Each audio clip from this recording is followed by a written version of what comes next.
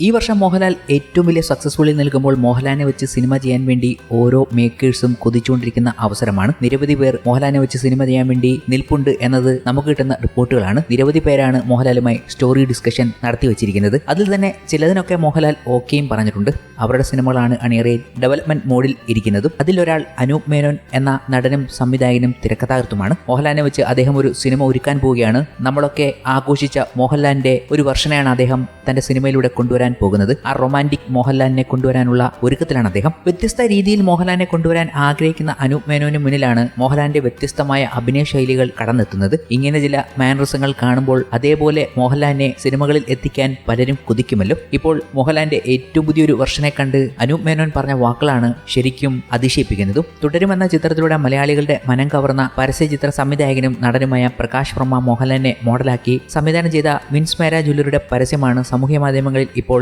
ശ്രദ്ധ കവരുന്നത്. സുന്ദരിമാരായ മോഡലുകൾ തിളങ്ങുന്ന ജ്വല്ലറി പരസ്യങ്ങളുടെ ലോകത്തേക്കാണ് ഡയമണ്ട് നെക്ലസ് അണിഞ്ഞ് സ്ത്രൈണഭാവത്തിൽ മോഹൻലാൽ എത്തിയത്. അതാവട്ടെ പരമ്പരാഗത പല രീതികളെയും പൊളിച്ചെഴുതുകയായിരുന്നു. സിനിമാ മേഖലയിൽ നിന്നടക്കം നിരവധി ആളുകളാണ് മോഹൻലാലിനെ പ്രശംസിച്ച് രംഗത്തെത്തുന്നത്. ഇപ്പോഴിതാ സ്ത്രീ പുരുഷ ലിംഗഭേദമില്ലാതെ അനായാസമായി ഇരുഭാവങ്ങളും അവതരിപ്പിച്ച മോഹൻലാലിന്റെ അഭിനയ മികവിൽ താൻ വീണ്ടും വിസ്മയിച്ചു പോയെന്ന് പറയുകയാണ് നടൻ അനൂപ് മേനോൻ. അനൂപ് മേനോൻ പറഞ്ഞിരിക്കുന്നത് ഇങ്ങനെയാണ്: വൈകിയെങ്കിലും ഞാനിപ്പോൾ ആ പരസ്യം കണ്ടു. സ്ത്രീ പുരുഷ ലിംഗഭേദമില്ലാതെ അനായാസം ധൈര്യത്തോടെ ഇരുഭാവങ്ങളും അവതരിപ്പിക്കാൻ കഴിവുള്ള മോഹൻലാൽ എന്ന നടനെ കണ്ട് ഞാൻ വീണ്ടും വിസ്മയിച്ചു പോയി. ഒരു ഡസനോളം മികച്ച നടന്മാർ നമുക്ക് ചുറ്റുമുണ്ടാകാം. എന്നാൽ ഈ മനുഷ്യൻ നിങ്ങളുടെ കാഴ്ചയിൽ പതിഞ്ഞാൽ മറ്റാരെയും നോക്കാൻ തോന്നില്ല. തന്റെ രൂപത്തെക്കുറിച്ചോ കണ്ണിന് താഴെയുള്ള ചുളിവുകളെക്കുറിച്ചോ പ്രൊഫൈലിൽ നിന്നോ മറ്റു കോണുകളിൽ നിന്നോ നന്നായി കാണുന്നുണ്ടോ എന്നതിനെക്കുറിച്ചോ അയാൾക്ക് യാതൊരു കൂസലുമില്ല. തന്റെ കല നൽകുന്ന ആസ്വാദനത്തിൽ അയാൾ മുഴുകുന്നു. അതൊരു വരദാനം പോലെ സ്വീകരിക്കുന്നു. ഈ പ്രക്രിയ എത്രമാത്രം കഠിനമാണെന്നോ ഓരോ ദിവസവും തന്റെ കല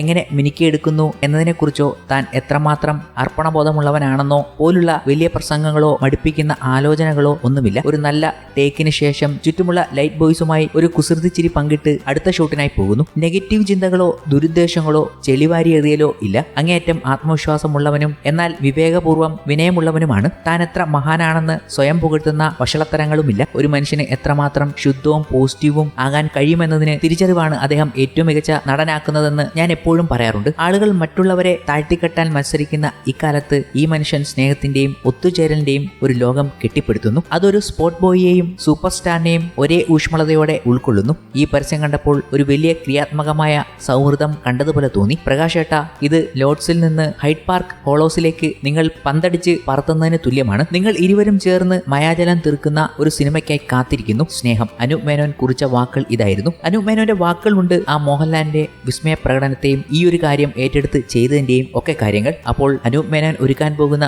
സിനിമകളിലും ഇനി വരാൻ പോകുന്ന പല സംവിധായകരുടെയും സിനിമകളിലും മോഹൻലാലിനെ പല വ്യത്യസ്ത രീതിയിൽ കൊണ്ടുവരാൻ ആഗ്രഹിക്കുന്നതിന് ഇതൊക്കെ ഒരു പ്രചോദനം ആകുകയല്ലേ? നമ്മളെപ്പോലുള്ള പ്രേക്ഷകർക്കും ഇതുതന്നെയാണ് ആവശ്യം. മോഹൻലാലിൽ നിന്നും നമ്മൾ ഇതുവരെ കാണാത്ത ചില ഭാവങ്ങൾ, ചില അഭിനയ മുഹൂർത്തങ്ങൾ, ചില കഥാപാത്രങ്ങൾ ഒക്കെ കിട്ടുക. അങ്ങനെ കിട്ടിയാൽ നമ്മൾ ഇതുപോലെ തന്നെ വിസ്മയിക്കുകയും അതൊരു ഹിറ്റാക്കി മാറ്റുകയും ബ്ലോക്ക് ബസ്റ്റർ ആക്കുകയും ഒക്കെ ചെയ്യുകയും ചെയ്യും.